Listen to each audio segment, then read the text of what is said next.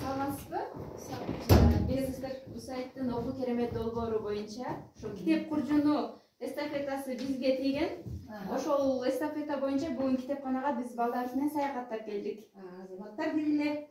Жака отуруп. Келиле. Мен силерге Усайт китеп боюнча бир азыраак түшүнмө берип кетейин. Усайт китеби бул жерге жайгашкан. Бул эки полкада мынакей бул жерден китептерди силер каалаган китептериңерди тандап аласыңар дагы. Анын аркасынан деңгээлин карап, ошого жараша балдарга окуп бересиңер. Китептериңерди алмаштырып кетсеңер да болот, үйгө алып кетсеңер да болот, бул жерде окусаңар да болот. Андай болсо, китеп тандагыла. Силерге Усайт программасы боюнча, керемет окуу боюнча силерде тааныштыгыңар барбы? Силер ушул китеп боюнча көп китептерди окудуңарбы? Кайсы китептер силерге жакты? Балдарыңар менен чогуу кайсы китептер менен тааныштыңар? Ушул боюнча буйрук айтып бергиле. Анан китепти окугандан кийин балдарыңарга кандай таасир калтырды? Мына ушул боюнча да бир азыраак мага жооп берсеңер жакшы болот эле. Бул долбоор аркылуу биз онлайн, офлайн форматында да китептерди окудук. Балдарга аябай функционалдык сабаттуулугун өстүрүүгө, окуп жазууга болгон кызыгуулары аябай күчөдү. Өз алдынча окурман боло алышты, өз алдынча өздөрүнүн деңгээлинде китептерди окуп, түшүнүктөрүн айтып, сөз байлыктарын өстүрүштү. Бул долбоор, ошо китеп куржун эстафетасы биздин үй-бүлөгө аябай чоң таасирин калтырды. Андай болсо, силердин классдешиңер Шакирова абызга отурат. Биз бүгүн мынагу теңирээги столдо биз ушул Усайттын программасы боюнча сөз козгоп атабыз. Сен айтып кетчи, ушул сенин окуучуларың башка да окуучуларың да окудубу ушул китеп боюнча?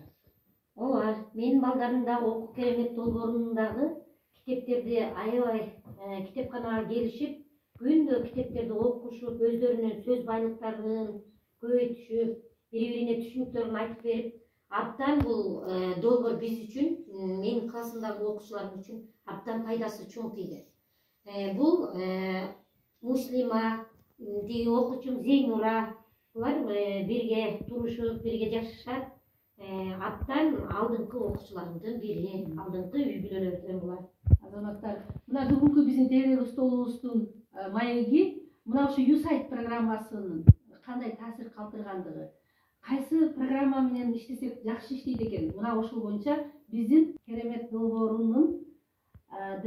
бизге ушул куржуну менен келди. Азыр эми бул ата эне өзүнүн балдарына китеп тандап окуп беришет.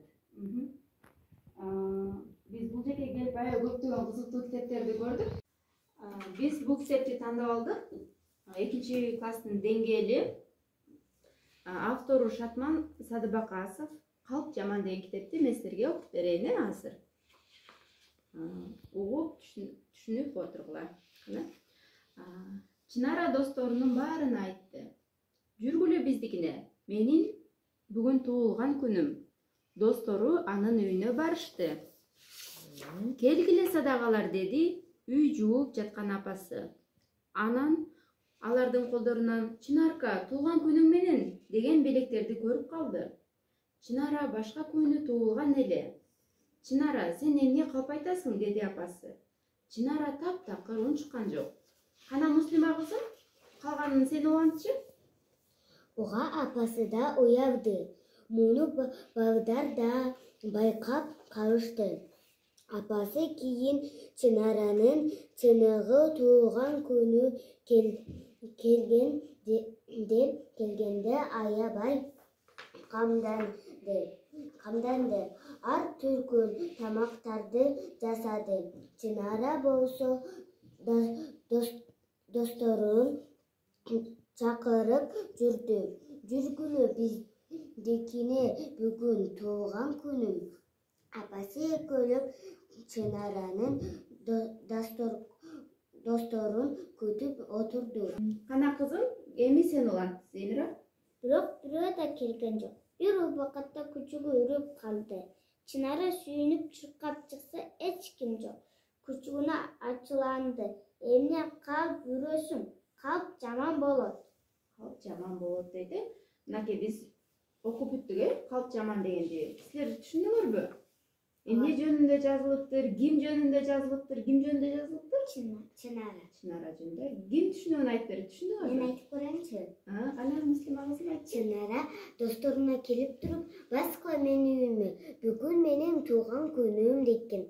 Алар болсо баргандан кийин апасы келгиле садагайын. Баска отургула дейкен. Апасы көргөндө алардын колундагы белектерди Чынарага айтат экен. Чынара, эмнеге калп айтып жатасың? Сенин тууган күнүң башка күнү го дейкен. Ал болсо эчтеке сүйлөбөй эле турат экен. Ал башка күнү дагы тууган күнү болот экен. Анан ал досторун чакырат экен. Апасы дасторконго ар кандай таттууларды коет экен. Анан кийин ошондо Чынара досторун чакырып жүргөн экен. Алардын эч кими да келген жок экен. Бир ошол эле убакта эшиктен ити күчүгү болсо үрөт экен.